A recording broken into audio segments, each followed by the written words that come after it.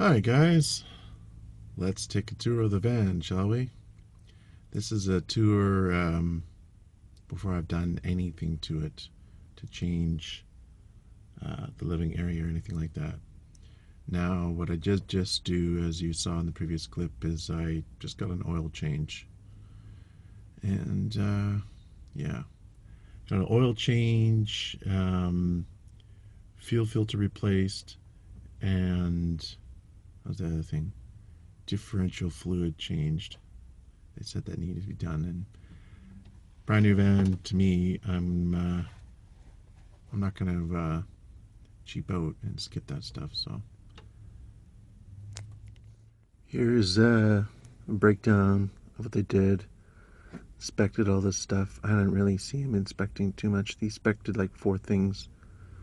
Uh, he was busy having a conversation with some girl in another car half the time. What can you do? So at the Groupon, I recommend using the Groupon if you're not familiar with that. You get you save quite a bit of money on the oil change. I think it's regular $38, and I paid like $19. And then $5. I don't know why they charge me $5. Oh, 5 liters quantity, 5 liters. 5 liters of oil. Fundamental fee $3.49. Drain plug gasket 69 cents. Synthetic rear differential service $60. And then fuel filter $40. So here we are at the Home Depot parking lot. Gonna get started on a few things once I finish this video. And here's the big beast. I don't know what to call it yet. They used to call it Barry, but I'm probably gonna change it to something else. Kind of silly, really, to name a van, but seems to be the going thing these days. So yeah, as you can see, the roof is quite high. He said it was around 10 feet. That seems a little bit of a high estimate because it's around 6.5 feet into the roof, I think. So another 3 feet on top of that. Well, maybe. So, start with the back, shall we? There's the CNG. This used to be a compressed natural gas van, but all that stuff has been removed. CNG, including the tanks, which are really heavy. So let's open up the back. I've got some stuff in here already to help build it out.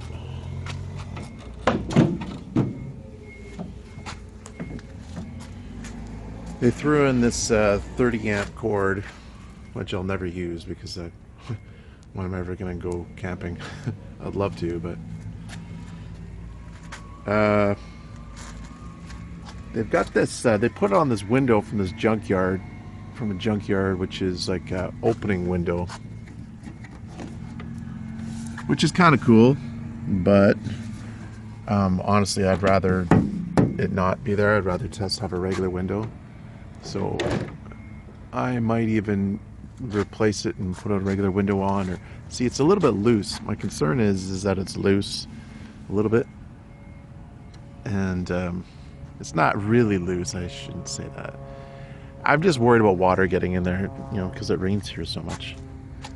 So, but another thing I like about this is better than my van, this is my van now. Better than the Ford E150 is that, see this right here, this rubber gasket thing? That is ingenious. They don't have that on the Ford, and that's where all the water leaks in. So Chevy does a lot of things. There's a lot of little details that make it better, honestly. I'm not just saying that. It's true. Things like that, you don't really think about it. You might not notice it, but a lot of stuff like that. I'm probably going to take this wooden thing apart and use the lumber. I might just chuck it, but if I can reuse it, if it's not going to be a huge hassle, I will. I'll probably definitely use this wood on top. Here's a view from the inside here, from the back. That's the door open. They threw in this cooler slash heater that's supposed to plug into a cigarette lighter, 12 volt. I don't know if I'm going to bother keeping that. I probably won't. It's just going to take up room. I'm not going to ever use it. Okay, close this. Oh, did I lock it? Yes. Okay, now let's go around on this side. Just finish the tour of the outside.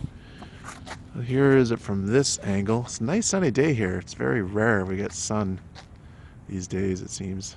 So when we get it, we really appreciate it. This thing's so big, I can't even fit it in the camera into the view. What you guys can see. So they have this, that's the battery vent. So there's 2 6-volt batteries in there, and they vented it. And then this, I don't have a key for this, but it just opens. This is where the CNG filler thing used to be, where they have the gauges and dials. So they stuck a gas can in here. It's probably a pretty good idea. I don't know what else to do with it. This is the coolant hose, apparently. I can close this thing again.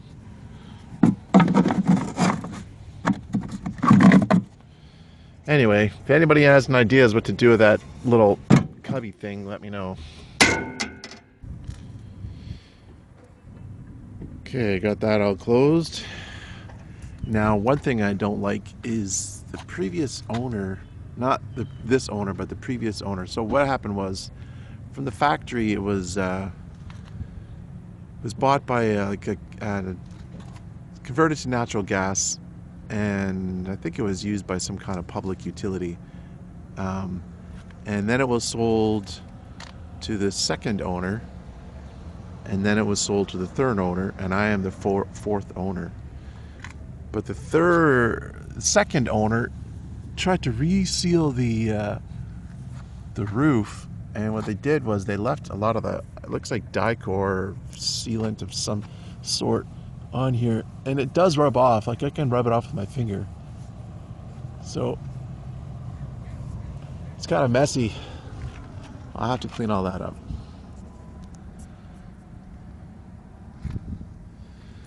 But at least it's well sealed. I probably take that off. What do I need that for? Don't need it. The tires aren't that great. They're like about 60%, I think. And this grill is a little rough. It's faded. I could probably put a coat of paint on that. Probably do that in the summer. It's not really a pressing issue. Got to get everything else finished first.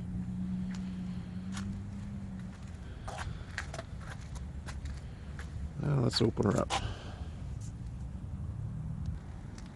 Oh yeah, before I open it, there's this is the 30 amp thing.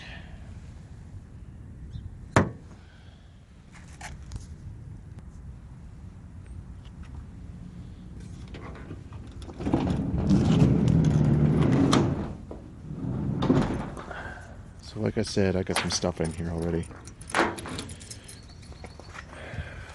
This is my milk crate full of tools. All the tools I have. Well, there's a few other things like socket set and stuff that's not in there.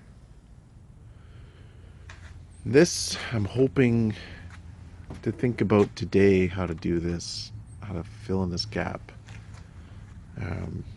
Wrap my head around that. It's the first thing I got to do from my previous experiences and make sure no light gets in the van while I'm working on it. Because when I worked on my other one, I got 2 or 3 issues where security guard or whatever gave me grief wondering how come they saw a flashlight flashing around the side of the van.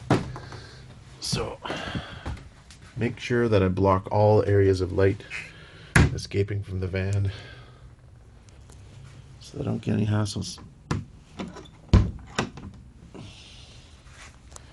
So that's the door. It's really small. I mean, From here, it looks really small. So that's why I'm thinking of making it a little bit higher and a little bit wider. This cubbing area, I'm not sure what to do with this. I originally thought I'm going to put clothes in here. This is above the cab. That's the jack. But it's kind of musty in here. And it's not going to be insulated. I'm not going to insulate this part, so I don't know. What could I put in here? Maybe a couple of tubs of stuff, but I don't really have that much stuff, so I'm sure I'll figure it out. So the reason why it smells a little musty is because this right here, some tape. This is where there's a hole where they, that's where the siren used to be. Not a siren, the flashing amber light. And I gotta take this tape off and seal that. I wonder what's under here. The thing of not doing this build myself is I have no idea what to expect when I take stuff off. So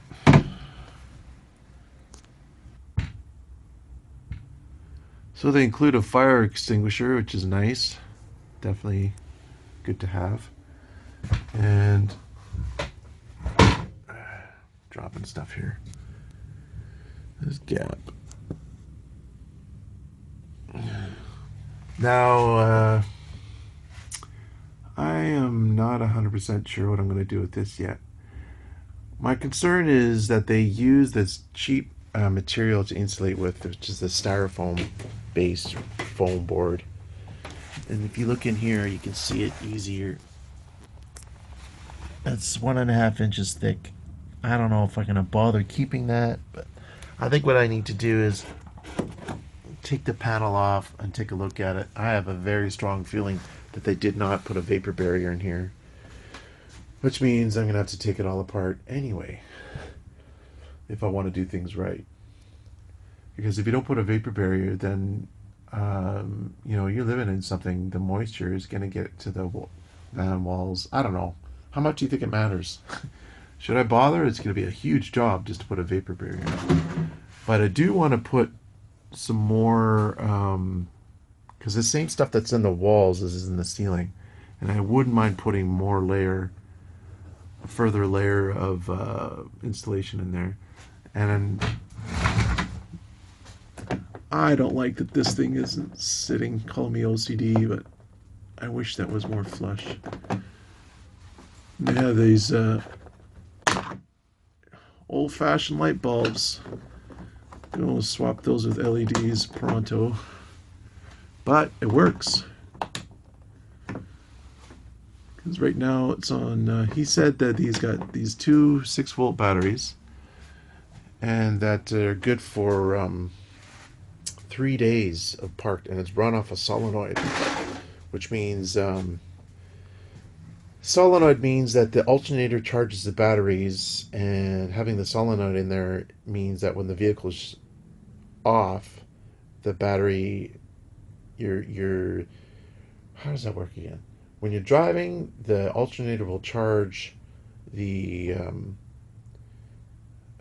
starting battery first, and then once that's fully charged, which it takes a short amount of time, then it charges the house batteries, and it does that automatically. That's what the solenoid does. It's kind of an electronic gizmo, and so that's interesting. So I don't have to have a switch or anything. It does it automatically. So the batteries are in this box. I'm gonna have to take that lid off and see what's in there. It looks like they got it screwed on. I want to see how many amp hours are in that box, but that's my water container. I learned from last time building a van. Drink quite a bit of water. That's my extra container, so I might as well use it. Put some water in it. Anyway, lots of work to do. They have these. They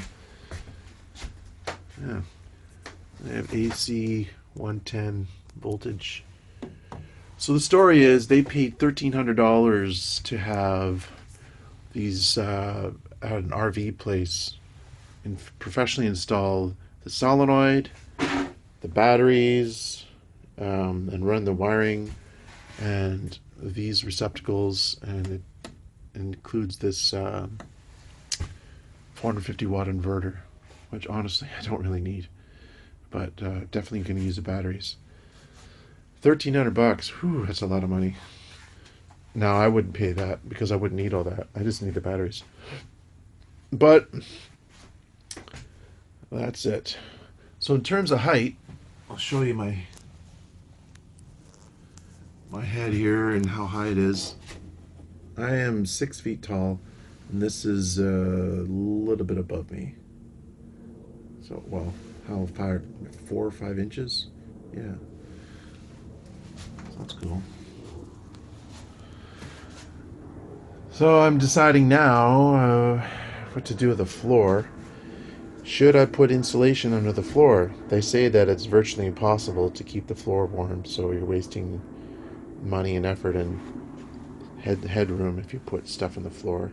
There's my new bathroom, temporarily. And so I am deciding whether I want to put an inch or so of insulation in the floor. I probably should, but if I add insulation on the roof, that's going to be, what, an inch, and then an inch on the bottom, plus the plywood, because you put the foam board rigid insulation and then you got to put plywood over top. Yikes. Alright guys, that's the end of part 1 of the van tour. Please see the link in the description below for part 2. Take care and have yourself a good night.